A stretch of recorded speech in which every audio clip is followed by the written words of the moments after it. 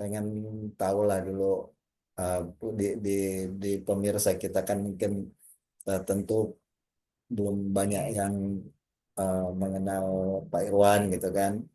Nah, mungkin nanti akan disaksikan juga atau dinonton oleh teman-teman yang lain. Saya pengen pengen dengar cerita Pak Iwan nih. Eh, Ya paling nggak alumni kami ini kan SMK Darussalam ini kan SMK Pak ya. Ya kalau Iya, Pak Iwan ya saya pengen flashback dari SMA sampai di posisi sekarang. Ini boleh dong diceritakan Pak Iwan? oh gitu ya Pak. Jadi Boleh nggak? ingat masa lalu ini ya Pak. Ah, tapi yang 95 itu nggak usah terlalu di Oke, yang pas kita baru tamat makasih. itu skip aja lewat.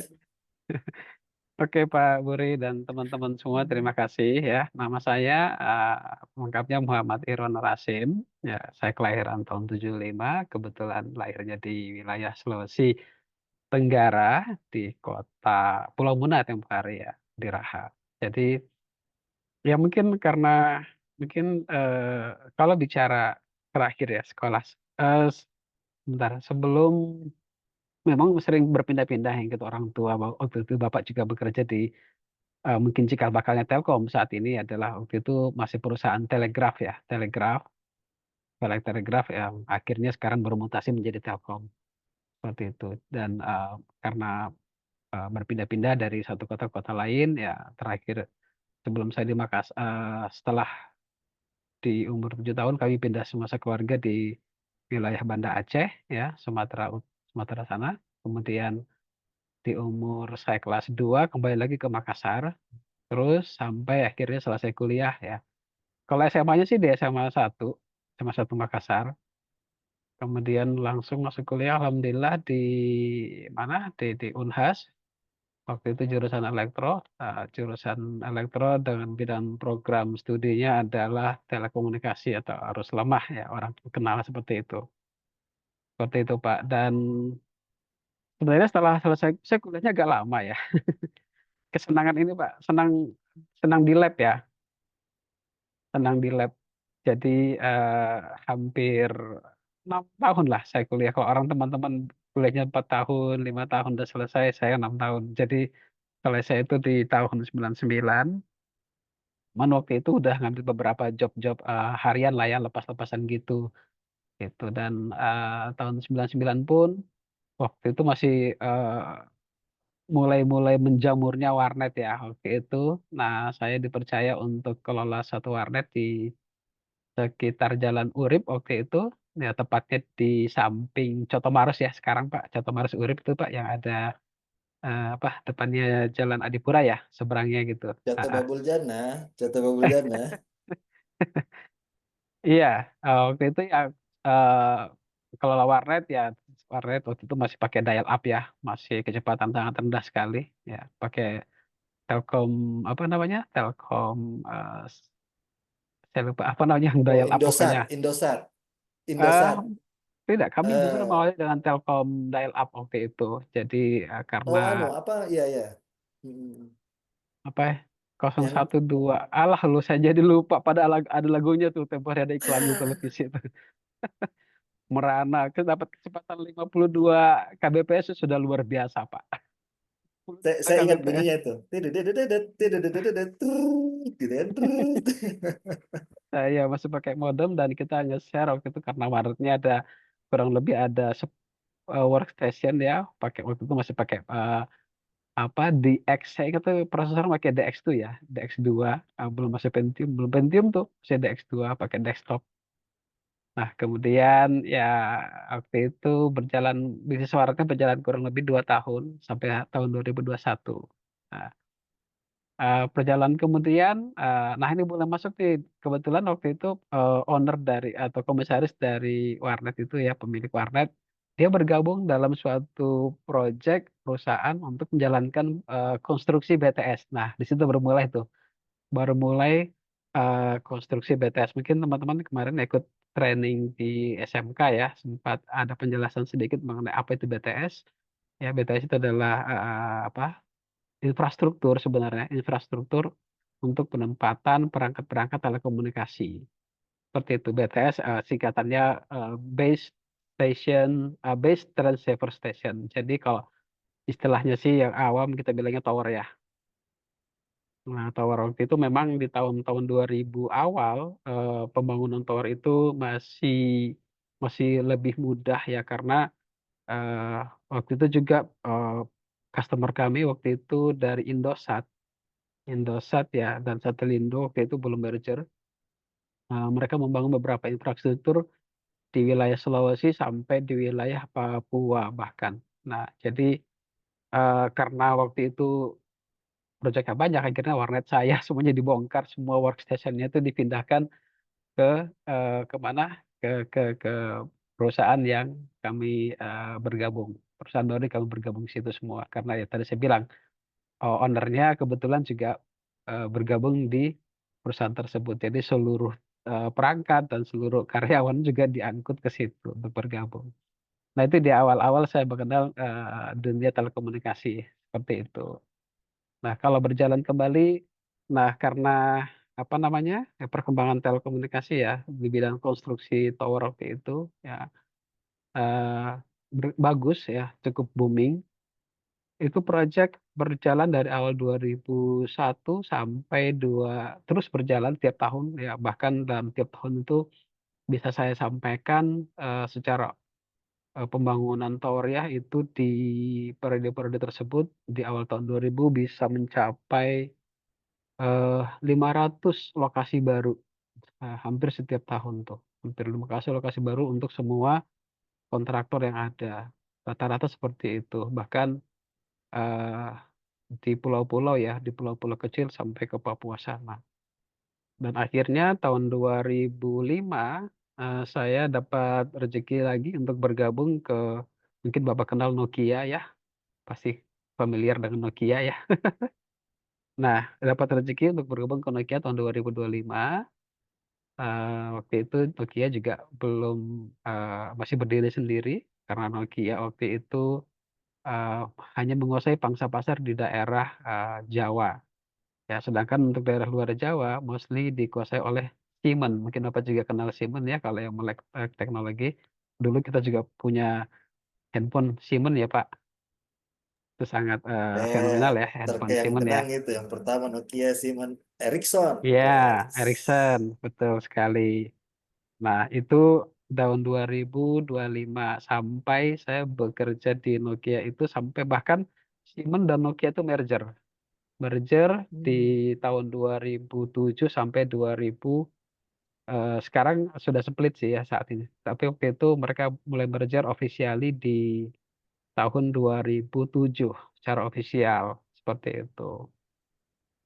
Projeknya berkembang, meluas karena dua perusahaan ini merger, jadi wilayah cakupannya pun secara projek, sangat luas ya, mencakup Jawa dan luar Jawa, seperti itu. Dan berlanjut tahun 2009, saya bergabung dengan, ZTE. ZTE itu adalah perusahaan vendor juga telekomunikasi ya, yang asalnya dari negeri Cina, seperti itu. Nah, di ZTE juga proyeknya masih sama untuk pembangunan infrastruktur tower.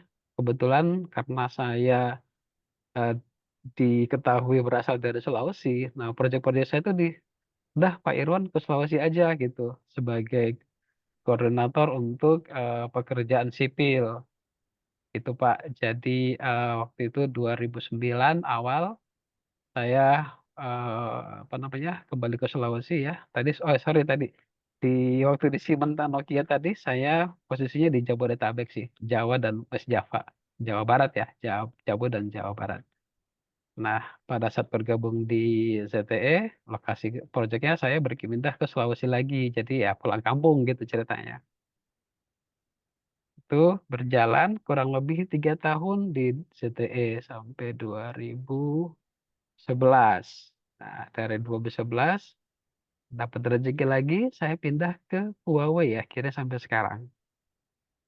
Seperti itu, Oh, Pak, ya, ya, ya. perjalanannya. Jadi lumayan banyak, pindah-pindah dari perusahaan. Alhamdulillah dapat kesempatan di bekerja di perusahaan yang internasional level ya, multinasional gitu. Luar biasa ya. Kalau jalan ceritanya tuh aku yang ingetnya pas di Babul Jana itu, Pak Irwan. Itu sampai kemudian bisa memulai dari situ terus Hmm. akhirnya memulai itu boleh cerita dikit, spill dikit nggak sih Pak Irwan?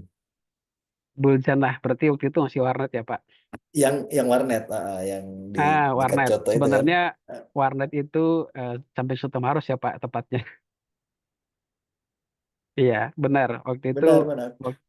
waktu saya mau mulai apa dipercayakan untuk memanage warnet, itu banyak hal yang saya pelajari. Terutama eh, bagaimana kita maintain apa namanya Windows waktu itu masih Windows 98 ya.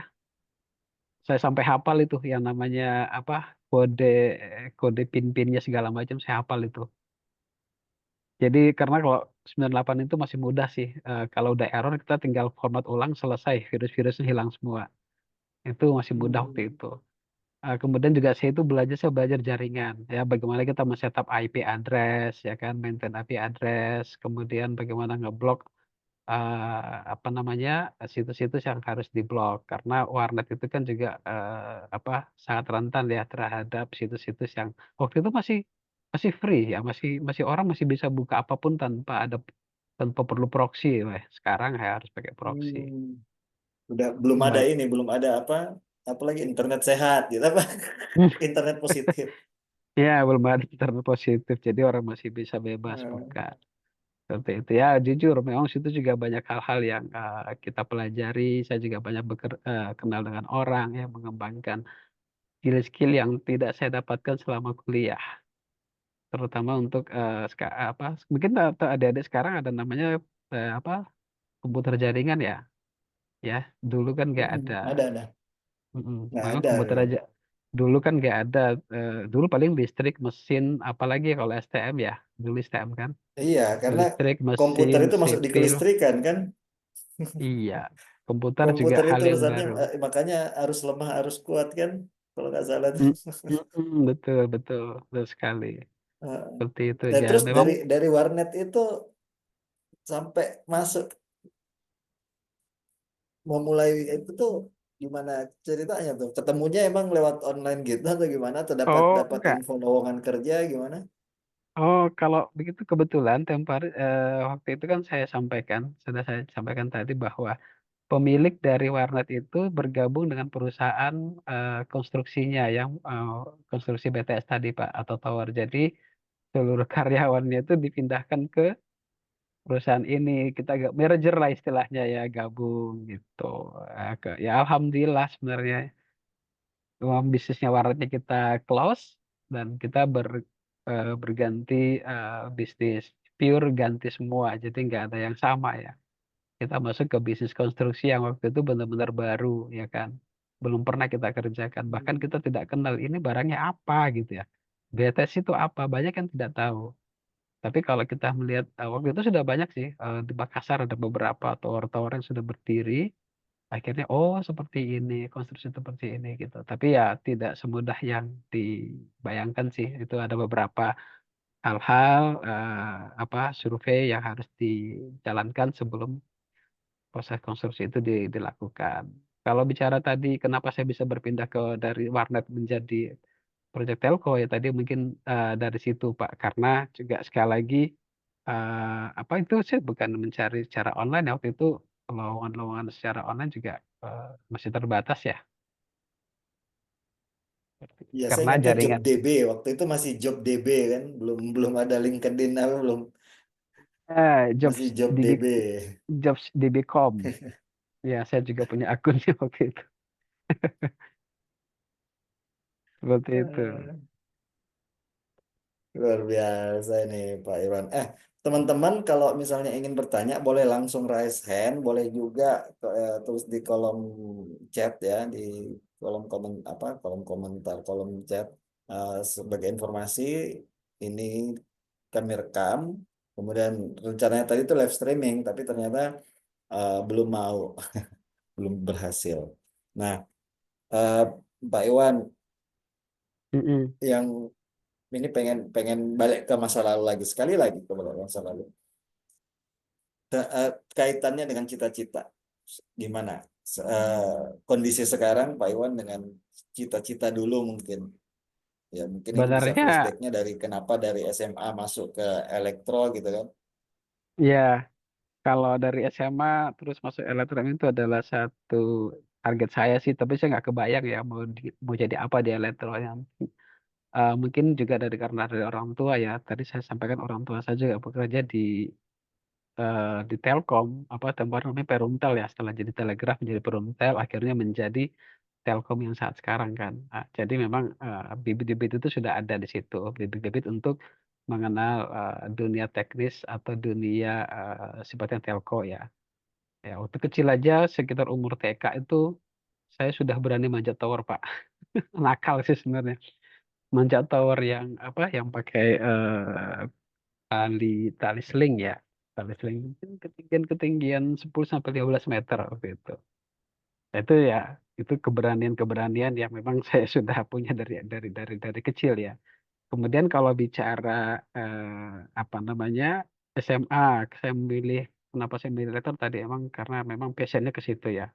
Passionnya ke situ, saya pengen lebih belajar mengenai teknis, terutama hubungannya dengan elektro seperti itu. Kemudian ya untuk apa yang terjadi sekarang memang masih relevan lah sebenarnya dengan apa yang saya pelajari. Tapi tidak selalu kan ya. Alhamdulillah mungkin bagi saya bisnis yang atau pekerjaan yang sekarang pun memang ada base dari elektronik sendiri. Tapi walaupun dalam keseharian eh, fungsi atau ilmu dasar tersebut ya tidak sepenuhnya terpakai. Karena kalau bicara saat ini kan saya di bisnisnya tuh lebih menghandle masalah eh, procurement di Huawei ya, procurement di Huawei, departemen procurement. Tapi tidak masalah karena eh, keilmuan apapun yang kita punya itu masih bisa kepakai di dunia kerja. Ya, terlepas itu teknis atau non teknis. Gimana kita mensikapi atau menambahkan beberapa skill-skill, soft skill baik itu yang bisa kita apa pelajari sendiri atau dengan via orang lain. Kalaupun tadi kenapa saya passionnya masih relate ya antara hubungannya dengan ini memang eh, tadi agak memang konsisten ya. Saya agak sedikit konsisten dengan pekerjaannya dengan basic ilmunya seperti itu, Pak.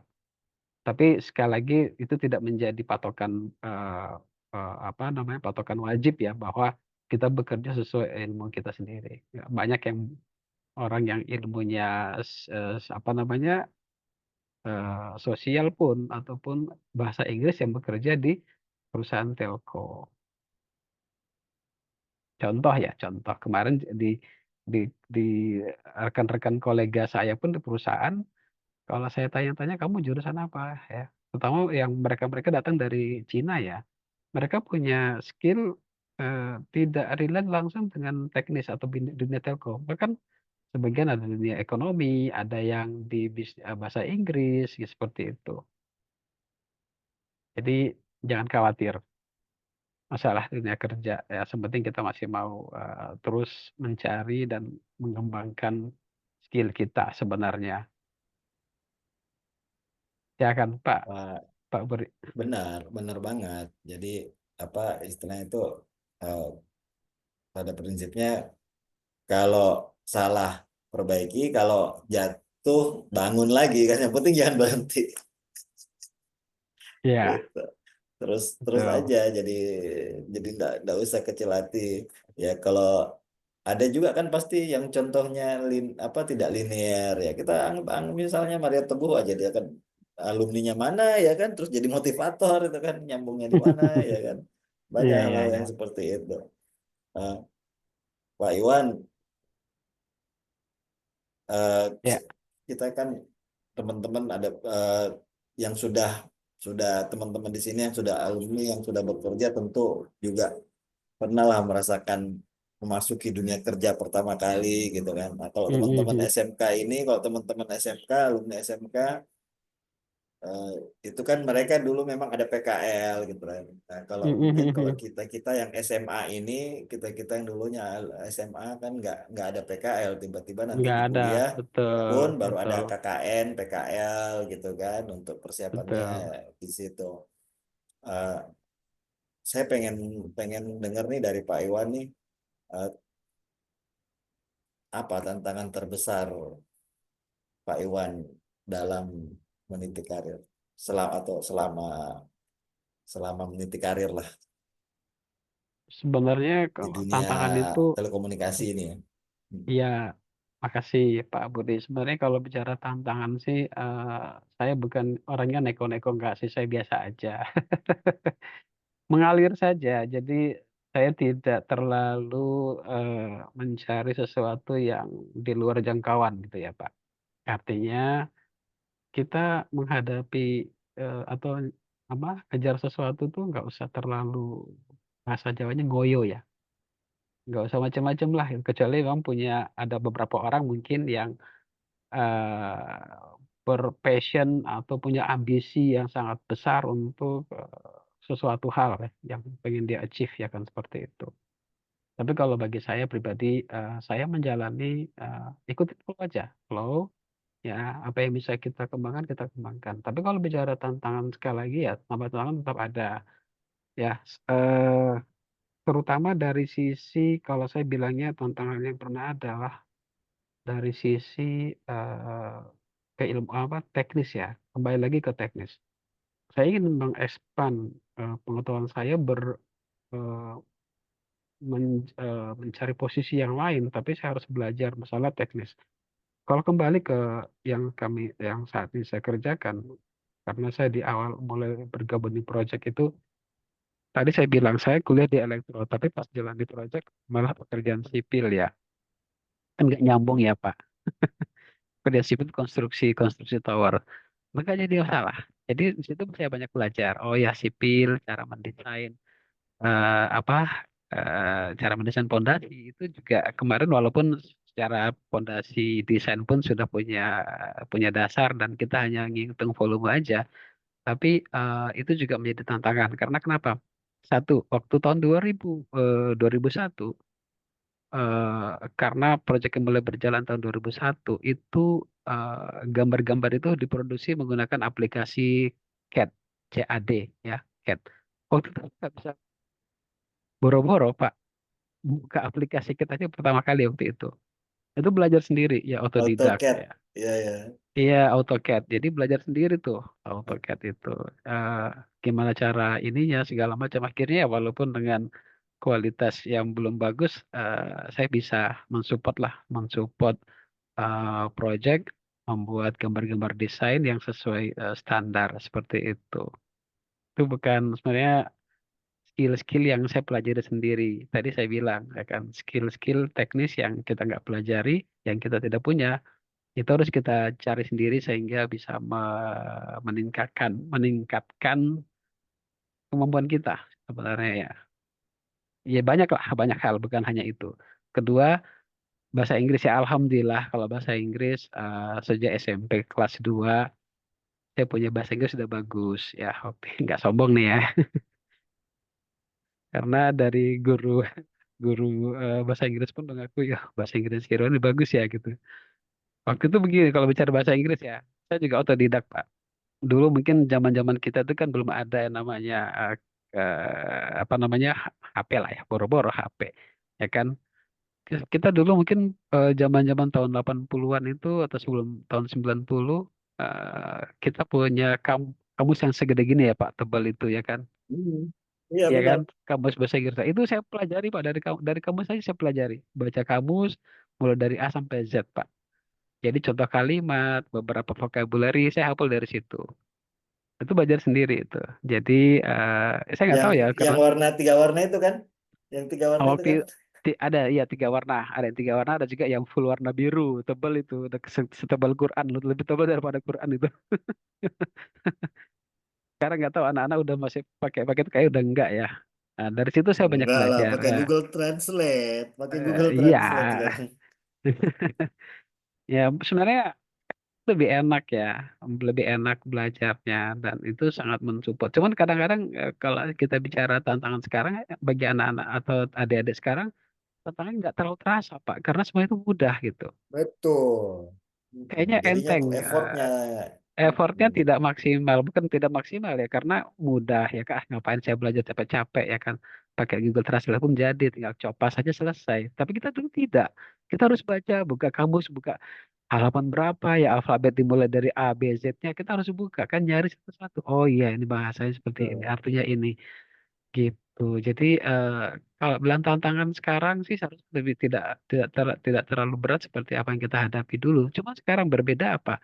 Karena saking mudahnya orang itu gampang eh, ini berat ya kan karena semua Oh, orang bisa melakukan hal yang sama dengan begitu cepat gitu loh. Jadi skill yang kita punya skill yang kita punya itu atau kemampuan pribadi ya kadang-kadang itu bukan inner skill original tapi skill yang kita dapatkan dari luar gitu loh yang sebenarnya tidak ada dalam diri kita kemampuan itu. Seperti yang mudah mungkin kita pakai AI, pakai Google segala macam itu kan mm, skill-skill yang tidak melekat pada kita, itu melekat pada gadget, ya kan? Kita nggak betul, ada gadget, kalau betul. gadgetnya jauh dari kita mati kutu, ya kan? Benar, benar. Iya, jadi ketergantungan hal-hal yang seperti itu yang seharusnya kita harus sadari ya, bahwa sebenarnya eh, tantangan-tantangan itu harus skill-skill seperti itu harusnya melekat pada diri, bukan melekat pada di kulit-kulit ya. Kalau saya bisa bilang, tadi lah, kalau kita nggak bawa handphone, kayak kita mati kutu, kayak udah, tuh, tiba-tiba kayak panik aja kan. Jadinya kita agak percaya diri sendiri pada saat kita berdiri sendiri tanpa memegang sesuatu. Kayak lumpuh tuh. Ya, Kalau nggak pegang, semacam kalau kalau nggak pegang HP tuh kayak nggak bisa ngapa-ngapain, ya kan? Saya jadi ingat itu betul. Pak Irwan waktu yang pernah tuh yang pemadaman yang mati listrik itu, yang sampai 1 hari, 2 hari gitu kan.